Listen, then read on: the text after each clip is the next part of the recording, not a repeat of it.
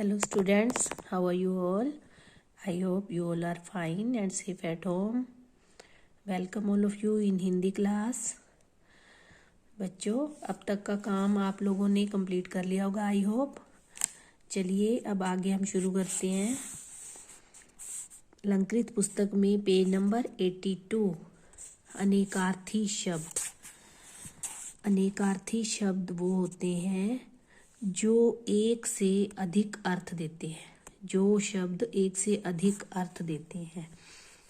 अब आप कहोगे जो शब्दार्थ होते हैं वो भी एक से अधिक अर्थ देते हैं।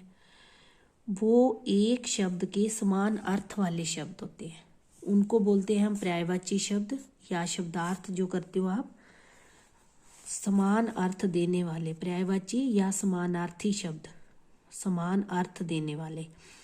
लेकिन अनेकार्थी शब्द क्या होते हैं? जब हम एक शब्द के अनेक अर्थ प्राप्त करते हैं। जैसे हर वाक्य में ना उस शब्द का अर्थ जो है बदल जाता है। यहाँ पे देखिए, जैसे ये लिखा हुआ है पेड़ पर मीठे आम लगे हैं। अब यहाँ पे आम क्या है? एक फल का नाम है। पेड़ पर मीठे आम लगे हैं। और यहाँ लिखा है रमेश एक आम आदमी है। आम मतलब साधारण आदमी है। यहाँ आम का अर्थ फल नहीं है, यहाँ आम का अर्थ क्या है? साधारण आदमी। अब शब्द क्या है? आम। और यहाँ भी क्या शब्द है? आम। पर्यायवाची शब्द में क्या होता है कि एक शब्द के अनेक अर्थ, समान अर्थ वाले। शब्द वही रहता है, शब्द अलग अलग हो जाते हैं लेकिन अर्थ वही रहता है पर्यायवाची शब्द में। इसमें शब्द वही रहता है लेकिन उसके अर्थ अलग अलग हो जाते हैं। समझ आई आपको? पर्यायवाची शब्दों में या समानार्थी शब्द में या शब्दार्थ में एक ही शब्द, जैसे हम बात करें उसकी जल की, अगर हम जल की बात करते हैं, जल के अर्थ क्या निकलेंगे? जल शब्द के हम पर्यायवाची शब्द लिखने हो अगर हमने, तो जल का हम क्या लिखेंगे? पानी, नीर, सलील। तो वो पानी शब्द सेम रहा है, पानी, जल, नीर और सलील अर्थ बदलते जा रहे हैं पर्यायवाची शब्दों में, लेकिन अनेकार्थी में शब्द वही रह रहा है हमारा आम, और उसके अर्थ जो है एक से अधिक निकल रहे हैं। तो जब एक शब्द के अनेक अर्थ निकलें तो वहाँ होता है अनेकार्थी शब्द। और जब एक शब्द के अनेक अर्थ, समान अर्थ देने वाले शब्द हों, वहाँ होता है पर्यायवाची। ठीक है। अब यहाँ देखिए, यहाँ क्या लिखा हुआ है? कबीर पत्र लिख रहा है। अब पत्र लिख रहा है यानी इसको इंग्लिश में आप लेटर बोलते हो ना, उसको क्या बोलते हैं हिंदी में? पत्र। मतलब पत्र लिख रहा है। और यहाँ है पेड़ से पत्र गिर रहे हैं। शब्द वही है पत्र, पत्र। यहाँ पत्र का अर्थ है पेड़ से पत्ते गिर रहे हैं। पत्र का अर्थ होता है पत्ते। पेड़ से पत्ते गिर रहे हैं। ऐसे ही कुछ और शब्द दिए हैं। जैसे ये देखो, यहाँ क्या लिखा है? काल। काल का अर्थ समय भी होता है और मृत्यु भी। समय, मृत्यु। लाल, लाल का अर्थ रंग भी होता है। मैंने लाल रंग का कोट पहना है ना, हम कहते हैं ना। तो लाल एक रंग भी होता है और लाल का अर्थ पुत्र भी होता है, पुत्र। भाग, भाग का अर्थ होता है हिस्सा। मैंने रोटी को 2 भागों में बांट दिया, यानी 2 हिस्सों में बांट दिया। और एक भाग का अर्थ होता है भाग्य। फल, फल का अर्थ नतीजा।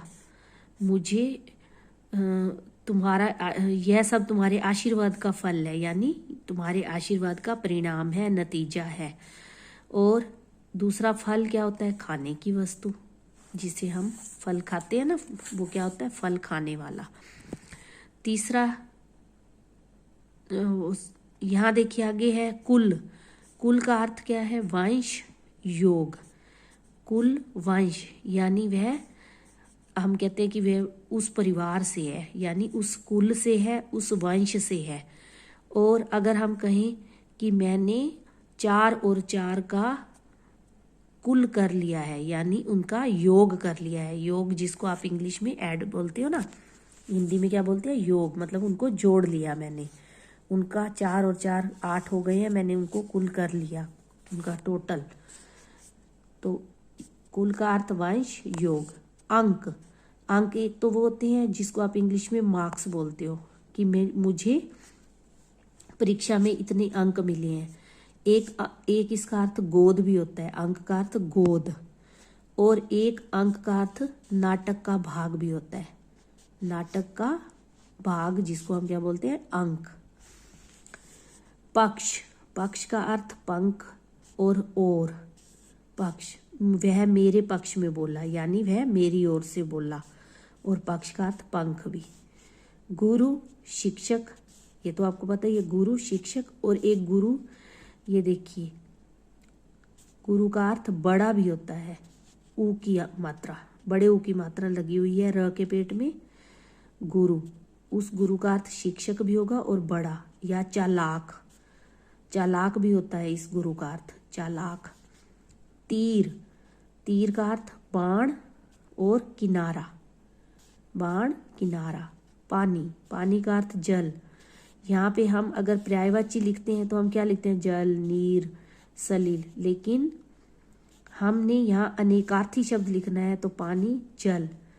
वाक्य के अनुसार अनेकार्थी शब्दों के अर्थ बदल जाते हैं, शब्द वही रहता है लेकिन वाक्य के अनुसार इनके अर्थ बदल जाते हैं। जैसे कि ये 2 वाक्य मैंने आपको दिखाए ना, पेड़ पर आम लगे हैं, तो पेड़ पर आम, यहाँ वाक्य, इस वाक्य में आम का अर्थ फल से था, और यहाँ इस वाक्य में रमेश एक आम आदमी है, यहाँ आम का अर्थ साधारण।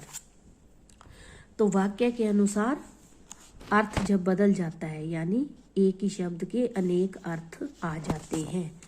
ऐसे ही हार, हार का अर्थ एक तो पराजय होता है, वह खेल में हार गया, है ना। और एक हार का अर्थ आभूषण, जो गले में पहनने वाला हार होता है। अरुण, अरुण का अर्थ सूर्य भी होता है और लाल भी होता है। अरुण का अर्थ सूर्य, लाल। और यहाँ लाल का अर्थ क्या है, रंग भी और पुत्र भी। उसके बाद है उत्तर। इस उत्तर, एक तो आप प्रश्नों के उत्तर देते हो ना, वो हो गया उत्तर, उत्तर यानी जवाब। और दूसरा एक उत्तर दिशा भी होती है। उसके बाद है अंबर, अंबर का अर्थ आकाश, आसमान, ठीक है। और एक अंबर का अर्थ होता है वस्त्र।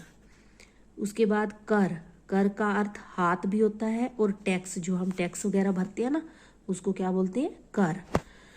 पद, पद का अर्थ यहाँ पैर और एक पदवी, कि वह उसे, जैसे प्रधानमंत्री जो है अपनी कौन सी पदवी पर है, प्रधानमंत्री की पदवी पर है, तो वो पद, उसको बोलते हैं पद, पदवी। और एक पद का अर्थ पैर।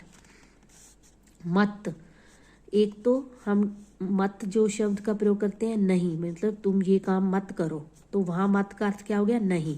और एक मत, राय, विचार, अपनी राय देना, अपना मत देना, ठीक है। उसके बाद है डाल, डाल का अर्थ पेड़ की शाखा, उसको हम डाल बोलते हैं। और दूसरा डालना, मतलब यज्ञ में घी डाल दो, जैसे हम बोले यज्ञ में घी डाल दो, तो तब डाल का मतलब क्या हो गया, डालना। हल, हल का अर्थ एक तो मुझे इस मुसीबत का हल मिल गया, यानी मुझे उपाय मिल गया। और एक हल होता है जोतने, खेत में, खेत को जोतने के काम आता है ना, जो किसान अपना उपकरण, उपकरण क्या होता है, औजार, खेत में जोतने के लिए जो औजार प्रयोग किया जाता है उसको क्या बोलते हैं, हल। घट, एक घट का अर्थ होता है घड़ा, एक घट का अर्थ है कम होना, मेरे नंबर घट आए हैं, यानी कम आए हैं। और एक घट का अर्थ क्या हो गया, घड़ा। तो आप, मैंने इनकी नंबरिंग कर दी है, ये 1 to 20, ठीक है। इसके बाद इस पेज वाले ये आपने नहीं करने, आपने 1 to 20 ही करने हैं, ये वाले। और ये है इसका अभ्यास कार्य। तीर के अनेकार्थी शब्द बताइए, बाण, किनारा। प्याय के अनेकार्थी शब्द, अमृत, दूध। प्याय के अनेकार्थी शब्द अमृत और दूध।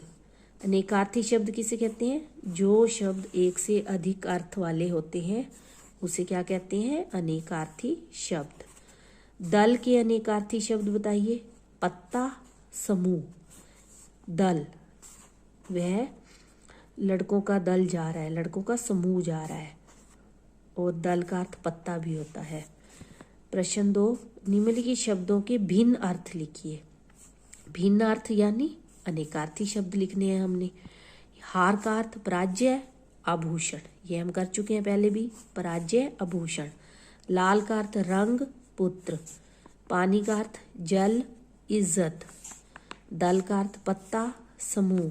कर का अर्थ हाथ और टैक्स। अब प्रश्न 3 में हमें एक शब्द, दो शब्द और ये तीन शब्द दिए हैं, लेकिन हमने इनके दो प्रयोग ऐसे करने हैं जो हमने दो अर्थ लिखे हैं ना, जैसे हार का अर्थ पराजय और आभूषण है हार का अर्थ, तो हमने इस तरह से इनको प्रयोग में लाना है कि ये दोनों अर्थ स्पष्ट हो जाए। ठीक है। अब हार, मुझे हीरो का हार चाहिए, तो यहाँ हम हार किस रूप में प्रयोग कर रहे हैं? आभूषण के रूप में। हार का अर्थ आभूषण होता है, मुझे हीरो का हार चाहिए। और मैच में राम हार गया, तो यहाँ हार का अर्थ हम पराजय के रूप में, तो हमने ऐसे ही प्रयोग करना है। उसके बाद है कर, मैंने कंपनी का कर चुका दिया, कर यानी टैक्स चुका दिया। और दूसरे में उसने मेरा स्वागत अपने कर कमलों से किया, यानी अपने हाथ को क्या रूप दिया हमने? कमल रूपी। लाल, मैंने लाल स्वेटर पहनी है, यानी लाल रंग की स्वेटर पहनी है, मैंने लाल स्वेटर पहनी है। और दूसरे में उसने अपने लाल को यानी पुत्र को बड़े लाड़ प्यार से पाला है, तो यहाँ लाल का अर्थ क्या हो गया? पुत्र। आई होप आपको समझ में आ गया होगा। चलिए साथ ही साथ हम करते हैं अनुच्छेद। ये देखिए पेज नंबर 115 पर प्रदूषण की समस्या पहले मैंने आपको करवाया था अनुच्छेद, और मैंने बोला था कॉपी में लिखना भी है और लर्न भी करना है। आई होप आप लोगों ने लिख रखा होगा पहले। ये 8 जनवरी को मैंने दिया था। और आज हम करेंगे अनुच्छेद 2, खेल कूद का महत्व। आप सभी को खेल कूद का महत्व तो पता ही होगा, है ना? खेलने कूदने के कितने फायदे होते हैं। आप लोग भी खेलते हो ना? तो यहाँ क्या लिखा है कि मानव जीवन बहुत कीमती होता है, मतलब कीमती, मूल्यवान। मनुष्य का जो जीवन है वो बहुत कीमती होता है, बहुत मूल्यवान होता है। इस जीवन में शिक्षा का जितना महत्व है, हमारे जीवन में शिक्षा का जितना महत्व है मनुष्य के जीवन में, उतना ही खेल कूद का भी है। वास्तव में शिक्षा और खेल कूद को एक दूसरे का पूरक कह सकते हैं। पूरक मतलब जो एक दूसरे को पूरा करते हैं। शिक्षा और खेल कूद दोनों एक दूसरे के बिना पूरे नहीं होते। जैसे शिक्षा के लिए खेल कूद वाला जो व्यक्ति होगा उसका दिमाग सारी तरफ से चलता है, उसका माइंड बहुत डेवलप होता है। तो वास्तव में शिक्षा और खेल कूद को एक दूसरे का पूरक कह सकते हैं। खेलों की शिक्षा के बिना पुस्तकीय ज्ञान अधूरा माना जाता है। मतलब जो हम ज्ञान, जो हम विद्या पुस्तकों से प्राप्त करते हैं, किताबों से प्राप्त करते हैं, अगर हम खेलते नहीं हैं या हमें खेलने का ज्ञान नहीं है, तो वो पुस्तकीय शिक्षा, जो किताबों से शिक्षा मिलती है, वो भी हमारी अधूरी होती है। खेल कूद से जीवन में अनुशासन आता है। हर व्यक्ति डिसिप्लिन में, हर स्टूडेंट डिसिप्लिन में रहना सीखता है। किसके द्वारा? खेल कूद से। यह व्यायाम का सबसे अच्छा तरीका है। यह व्यायाम का सबसे अच्छा तरीका है, उपाय है, मतलब एक्सरसाइज, व्यायाम, एक्सरसाइज जिसको आप बोलते हो। खेल कूद हमने कर लिया तो समझो हमने व्यायाम कर लिया। इससे अच्छी तरह से शारीरिक विकास होता है। शारीरिक क्या होता है? शरीर का, हमारे शरीर का विकास, उन्नति, हमारे शरीर की उन्नति होती है। किससे? खेल कूद से। पढ़ाई के प्रति भी रुचि पैदा होती है, हमारा पढ़ाई में इंटरेस्ट पैदा होता है। किसके द्वारा? खेल कूद के द्वारा। खिलाड़ी कम बीमार होते हैं क्योंकि वे प्रतिदिन हर रोज व्यायाम करते हैं।